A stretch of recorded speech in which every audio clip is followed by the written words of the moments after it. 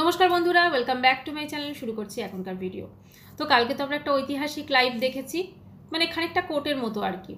তো কালকে হঠাৎ করে রিতমের একটা ভিডিও দেখলাম সন্ধেবেলা। খুব ভালো লাগলো ভিডিওটা দেখে, যে ও আবার ভিডিও দেবে, ভিডিও দিতে শুরু করবে। তো যাই হোক, এই ভিডিওটা হয়তো আমি যখন বানাচ্ছি খুব সকালবেলা, তো জানি না আজকে ও ভিডিও দিয়েছে কিনা, হয়তো দেবে যেমন কালকে বলেছিল। তো এখন অবধি তো আসেনি, কারণ এখন আসা সম্ভবই না, এখন প্রচণ্ড সকালবেলা। আমাকে যেহেতু বেরোতে হবে বলে আমি সকালে ভিডিওটা বানাচ্ছি। তো যাই হোক, সেটা হচ্ছে যে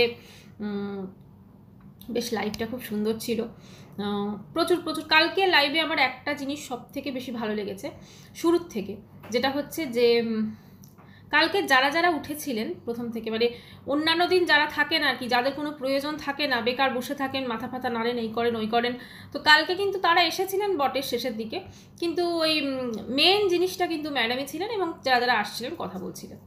তো রিতমকে কালকে সবাই প্রচণ্ড জ্ঞান দিয়েছে, প্রচণ্ড। জানি না ও সেগুলো বাস্তব লাইফে কতটা মানে অ্যাপ্লাই করবে, কারণ এটা মানে কি বলবো, চ্যানেলটা ফিরে পাওয়ার জন্য বা ভিডিও দিতে পারবে সেজন্য সব কিছু এখন মেনে নিচ্ছে, কিন্তু এইটাকে যেন কন্টিনিউ রাখে, এটাই। অনেকেই বলছিলেন পড়াশোনার কথা, আমিও সেটাই বলবো, পড়াশোনার কথা। কিন্তু ওকে দেখে যেটা মনে হয়, পড়াশোনাতে খুব একটা বোধহয় ইন্টারেস্ট নেই, অনেকেরই থাকে না। তো যে দিকটা ওর ন্যাক আছে, যে দিকটা মনে হয় ও করতে পারবে, মানে ওয়াইটি নয়, ওয়াইটি ছাড়া অন্য কিছু যদি থাকে, কারণ ওয়াইটি সত্যি আজ আছে কাল নেই, তখন কি হবে। তো যাতে কিছু একটা বিজনেস করে, কারণ এখন তো সবাই মোটামুটি যারা বড় বড় ব্লগার রয়েছে, উদাহরণস্বরূপ আমি ইনসাইড আউটের কথা বলছি, ওরা কিন্তু সৌহার্দ্য চাকরি ছেড়ে দিলেও কিন্তু, জব ছেড়ে দিলেও কিন্তু একটা সাইড বাই সাইড বিজনেস, যেমন রেস্টুরেন্ট খুলেছে, ওর বউ একটা বুটিক খুলছে, ওরপি, তো বেশ ভালোই। তো এবারে কালকে লাইভে দেখা গেল নোলক মাসি, সে রিতমের মাসি, মনে হচ্ছে ওদের মধ্যে সব ঠিক হয়ে গেছে, খুব ভালো লাগলো শুনে। অপরদিকে রিতমের যে স্ত্রী, সে তার লাইভে কিন্তু নোলক মাসির সঙ্গে তার যে কথোপকথন, মানে যেটা তখন বলেছিল রিতমদের নামে, সেগুলো সব শোনাতে লাগলো, মানে সেও তো লাইভ দেখছে। তো সে রিমি দেখবেন তার দুটো লাইভ করেছে, সেকেন্ড মানে যেটা লাস্ট লাইভ ছিল, সেখানে কিন্তু লাইভটা বন্ধ করার আগে বললো হ্যাঁ ঠিক আছে আমি স্ট্রিম লাইভে যাচ্ছি, প্রথমে কিন্তু যেতে চাইনি, তারপর বললো হ্যাঁ আমি যাচ্ছি।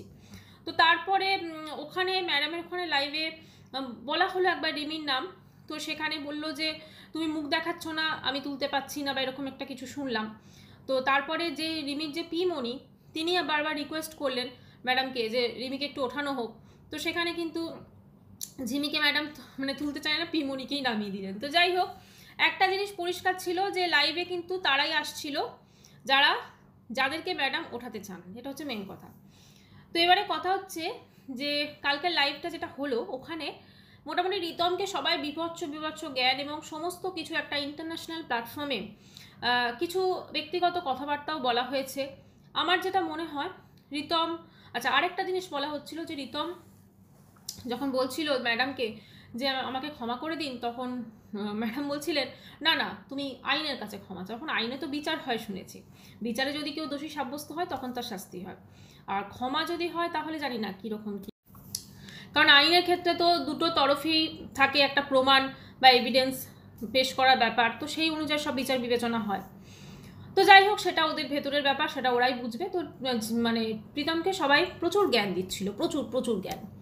এমনকি আমার যে জিনিসটা সব থেকে বেশি খারাপ লেগেছে, দেখুন রিতম অবশ্যই ওর যথেষ্ট বয়স হয়েছে, ও যেগুলো করেছে অবশ্যই ভুল কাজ করেছে, ওর সেগুলো করা উচিত হয়নি, এবং সেগুলো ভুল কাজ ও কি করেছে সেটা ওর ব্যাপার, কিন্তু সেগুলোকে সোশ্যাল মিডিয়ায় আনা, হ্যাঁ এটা কিন্তু কোনো দিনই উচিত হয়নি, কারণ ওরা হচ্ছে সোশ্যাল ইনফ্লুয়েন্সার, এবং ওদের দেখে কিন্তু প্রচুর মানুষ কিন্তু শিখবে, তাই না, শিখবে।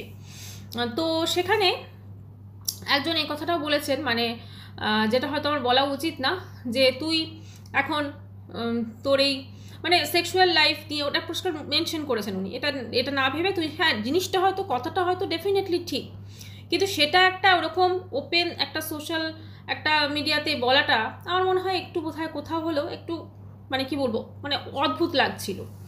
প্রথম কথা, কালকে যে অতক্ষণের লাইভটা হয়েছে, কতক্ষণ আমি জানি না, কেটে দেখেছি অনেকক্ষণই, তাও 2 ঘন্টার তো বেশি হবে বোধহয়। তো ওই লাইভটা কোনো প্রয়োজন ছিল না, ঠিক আছে, একটুখানি ঠিক ছিল। রিতম আসতো, কিছু কথা বলতো, ম্যাডাম আসতেন, কিছু কথা বলতেন, হয়ে যেত। এখন রিতম কতটা এগুলো অ্যাপ্লাই করবে লাইফে, সেটাও দেখার বিষয়, এখন সেটা সময় বলবে। আর আরেকটা কথা বলতে চাই, কোনো কাউন্সিলিং বা এ সমস্ত কিছু যখন হয়, ধরুন কেউ একজন কাউন্সিলিং করাতে এসেছেন, মানে ধরুন কোনো মানে নর্মালি ছেলে মেয়েকে নিয়ে তার মানে ধরুন মেয়েটির কাউন্সিলিং হবে, তার মা এসছে, বা ছেলেটির কাউন্সিলিং হবে, তার মা এসছে, ঠিক আছে, মানে তার বাড়ির লোক এসছে। তো কাউন্সিলিং যিনি করেন তিনি কিন্তু যে পেশেন্ট তার সঙ্গে যে কথোপকথনগুলো হয় সেগুলো কিন্তু তিনি বাইরে, এমনকি তার যে পরিবার পরিজন আসে তাকেও কিন্তু তিনি বলতে পারেন না সব কথা। কেন জানেন? কারণ পরবর্তী দিনে যখন সে আবার আসবে কাউন্সিলিং করাতে, কাউন্সিলিং কিন্তু একটা সেশন অনুযায়ী হয়, একদিনে হয় না। হ্যাঁ, তো নেক্সট ডে যখন আসবে সে কিন্তু বিশ্বাস করে যাতে তার ভেতরের কথাগুলো বলতে পারে আবার, সেই জায়গাটা কিন্তু থাকে।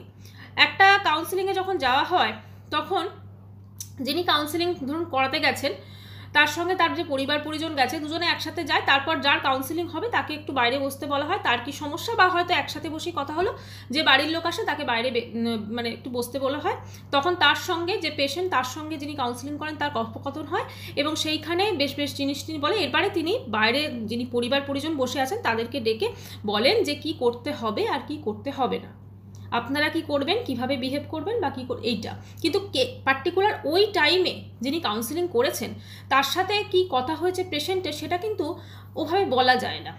এবং সেটা একটা সোশ্যাল মিডিয়াতেও ওইভাবে বলা যায় না। আর সবসময় আমার যেটা মনে হয়, একটা আশার আলো দেখানো মানুষকে, এবং আশার আলো দেওয়া খুব দরকার। ধরুন একটা ঝিমি, অবশ্যই আমরা বুঝতে পারছি যে খুব কি বলবো, ভীষণ একটা বেয়াদব মেয়ে, ভীষণ ওর মানে আমরা যেটা ধরে নিচ্ছি ওর কোনো কিছু হবে না, কিন্তু সেটাকেও আমরা যখন সোশ্যাল মিডিয়াতে বলছি সেটাকেও কিন্তু আমরা পুরোপুরি বলতে পারি না। কে বলতে পারে যে ওর মধ্যে হয়তো আশা থাকবে, ওর মধ্যে হয়তো কাউন্সিলিং করলে ঠিক হবে, তাই না? হতেও পারে। মেন কথা হচ্ছে মেয়েটি যখন যে রেকর্ডিংগুলো ফাঁস করছিল, প্রথম কথা সিঁদুর নিয়ে, শাখা সিঁদুর নিয়ে যে কাণ্ডটি কাল বৃহস্পতিবারের দিনও করেছে, সেটা সত্যিই আমাদের মানতে একটু অসুবিধা হচ্ছে। মানে ওটা ওর কাছে ছেলে খেলা লেগেছে, কিন্তু অনেকের কাছে ওটা ইমোশন।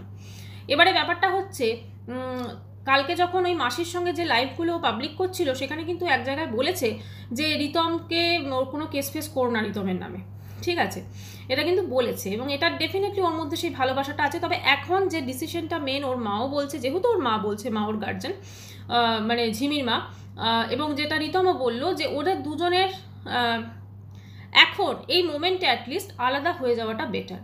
কারণ এরা দুজনে কোনোদিন একসাথে পথ চললে না অনেক অসুবিধা আছে, কারণ একই তো জিনিসটা খুব বিগ্রহ, একটা জিনিসটা মানে কি বলবো, ঠিকঠাক ব্যালেন্স নেই। সেখানে যখন ঝিমি রিতমের সঙ্গে থাকছে ব্যালেন্সটা আরও অন্যরকম হয়ে যাচ্ছে, ডিসব্যালেন্স হয়ে যাচ্ছে আরও। সেখানে দুজনের কিন্তু দাঁড়িয়ে থাকতে পারছে না, সেই জায়গাতে দুজনের ঠিক হচ্ছে না। তো সেখানে যখন দুজনের হচ্ছে না, এদের বয়সটা তো ভীষণ কম, আজকে এদের মা বাবারা সঙ্গে আছে, ভবিষ্যতে স্বাভাবিক থাকবে না, তখন কিন্তু ওদের সেই জিনিসটা হয়তো আরও অন্যরকম হয়ে যেতে পারে। সেই জন্য আর রিতমেরও অবশ্যই একটা ভবিষ্যৎ পরিকল্পনা ইউটিউব ছাড়াও কিছু করা উচিত, এবং ভালোভাবে ভিডিও করা উচিত। এখানে হয়তো ভয় বা কেসের ভয় বা অন্যান্য কারণেও হয়তো মেনে নিল সব হ্যাঁ হ্যাঁ করে, কিন্তু লাইফে যেন এগুলোকে অ্যাপ্লাই করে, কারণ তাহলে ওর ভালোই হবে, এটাই। আচ্ছা, এবারে মেন কথা হচ্ছে, কালকে রিতমের মায়ের চ্যানেলটা নাকি শুনলাম নাকি ফেরত দেওয়া হবে না বা কিছু এরকম কিছু বলা হচ্ছে। রিতমের মায়ের তো কাউন্সিলিং ভীষণভাবে দরকার, কারণ ওর মা কিন্তু মানে পরে যাকেই রিতম লাইফ পার্টনার হিসেবে, ওর মায়ের জন্য কিন্তু প্রবলেম হবেই হবে। তো এই ধরনের শাশুড়িকে হ্যান্ডেল করা তো খুব ডিফিকাল্ট। আমি একটা আমার প্রিভিয়াস ভিডিওতে দেখবেন আপনারা দিয়েছি যে এই ধরনের শাশুড়ি মাকে কীভাবে আমরা মানে হ্যান্ডেল ঠিক বলা উচিত না, কারণ ওনারা বয়সে বড়, আমরা কীভাবে এই সিচুয়েশনটাকে যাদের এরকম শাশুড়ি কী করতে পারি সেটা আমি দিয়েছি, আমার প্রিভিয়াস ভিডিওতে আছে। তো ব্যাপারটা হচ্ছে, অবশ্যই ওনার ছেলের প্রতি একটা প্রচণ্ড ভালোবাসা আছে, এবং প্রচণ্ড ভালোবাসা থেকে উনি ছেলেকে ভাগ করতে পারছেন না কারোর সাথে। তো সেটা তো অবশ্যই একটা মানসিক সমস্যা, এবং ওটার ট্রিটমেন্টের দরকার ওনারও, শুধু ওনার না, এখানে চিঙ্কি পাল আর ওর মেয়েরও ট্রিটমেন্টের দরকার। কিন্তু চিঙ্কি পাল ওর মেয়ে যেরকম ধরনের কন্ট্রোভার্সি করছে এখন, মানে এদেরটা তো বন্ধ হলো, কিন্তু ওদেরটা একদম এক্সট্রিম লেভেলে চলে গেছে। তো একটা নোংরামো এই সাইডটা বন্ধ হয়ে গেল, কিন্তু ওই দিকের নোংরামোটা চালুই রইল, মানে তাহলে আলটিমেটলি কি হলো? এটাই, কারণ ওদের নোংরামোটাকেও কিন্তু বন্ধ করতে হবে। এখন যা অবস্থা তাতে মানে চিঙ্কি পাল বা ওর মেয়ে প্রতিদিন কিন্তু নতুন নতুন করে কন্ট্রোভার্সি দিচ্ছে। ওনারা মুখে বলছেন যে আমরা রান্না দেখাচ্ছি, আমরা এই দেখো মাছ দেখো, মাছের ঝোল দেখাচ্ছি, এই দেখো ওই দেখাচ্ছি, কিন্তু সত্যি কি ওনারা সেটা করছেন? মানে ভিডিওর মাঝে মাঝে এমন এমন কিছু কথা বলছেন বা কর্মকাণ্ড করছেন যেগুলো হয়তো একটু অন্যরকম লাগছে দেখতে। তো যাই হোক, কন্ট্রোভার্সি তো মনে হচ্ছে না কোনোদিনও থামবে। আর আরেকটা জিনিস বলবো যে ওখানে যেমন কালকে ম্যাডামও বলেন রিতম ভিডিও কিছু দেখলেই কন্ট্রোভার্সি ক্রিয়েটাররা তো আছে, আপনারা দেখুন, আপনারা ভুল খুঁজে বের করুন, না এরকম একটা কথা বলা হলো।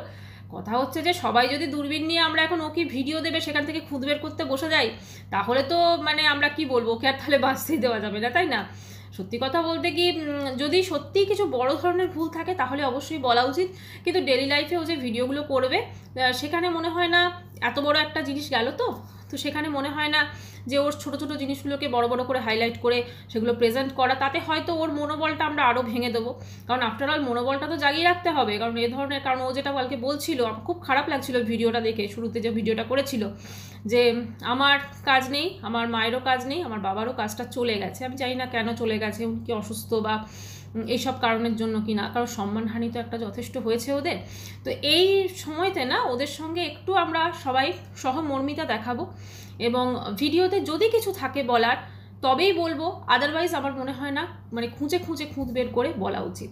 এখন চিঙ্কি পাল এবং ওর মেয়ের ভিডিওতে প্রচুর কন্টেন্ট পাওয়া যাচ্ছে এবং তারা প্রতিদিনই নিত্য নতুন জিনিস করছেন, সেগুলো নিয়ে হয়তো আলোচনা করা যেতে পারে, সেগুলো যদিও করা উচিত না, সেগুলো নিয়ে করা যেতে পারে, কিন্তু অ্যাটলিস্ট ছেলেটা যখন চ্যানেলে যে ভিডিও যাই দিক, জানি না কী ভিডিও দেবে, যাই দিক, সেখান থেকে যদি কিছু না পাওয়া যায় তাহলে সেটা নিয়ে আর বলার দরকার নেই, এটাই আর কি। কারণ আজকে সত্যি কথা ওর মানে আর্থিক অবস্থা খারাপ বলে আজকে হয়তো ও এই জিনিসটাকে মেনে নিয়েছে বা বশ্যতা স্বীকার করেছে, কিন্তু ঝিমিদের তো সেই আর্থিক কন্ডিশন খারাপ না, কারণ ওরা যথেষ্ট বড় লোক দেখেই মনে হয়, তো সেক্ষেত্রে হয়তো তারা বশ্যতা স্বীকার করেনি, এটাও হতে পারে। তো যাই হোক, সবাই ভালো থাক, ঈশ্বরের কাছে প্রার্থনা করব যে যেরকম থাক সে সেরকমভাবেই ভালো থাক এবং ভালো ভালো ভিডিও দিক, কারোর ভবিষ্যৎ যেন মানে খারাপ না হয়, এটাই।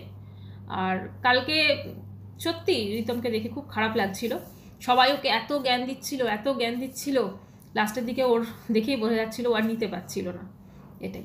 কারণ লাইভগুলো কিছুক্ষণের জন্য হলো, ঠিক আছে, কথা বললাম, এই হয়ে গেল, কিন্তু সেখানে বসে ঘন্টার পর ঘন্টা একটা জিনিসকে নিয়ে কচলানো, এটা আমার মনে হয় এবার বন্ধ হওয়া উচিত, ঠিক আছে?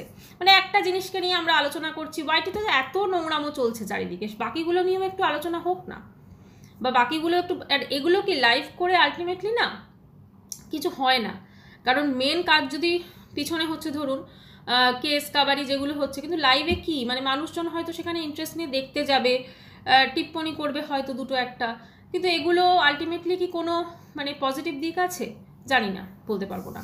তো যাই হোক বন্ধুরা, ভিডিওটা এখানে শেষ করছি, যদি চ্যানেলটি ভালো লাগে তো অবশ্যই করে সাবস্ক্রাইব করার অনুরোধ রইল। দেখা হচ্ছে নেক্সট ভিডিওর সাথে, ততক্ষণ খুব ভালো থাকবেন, বাই।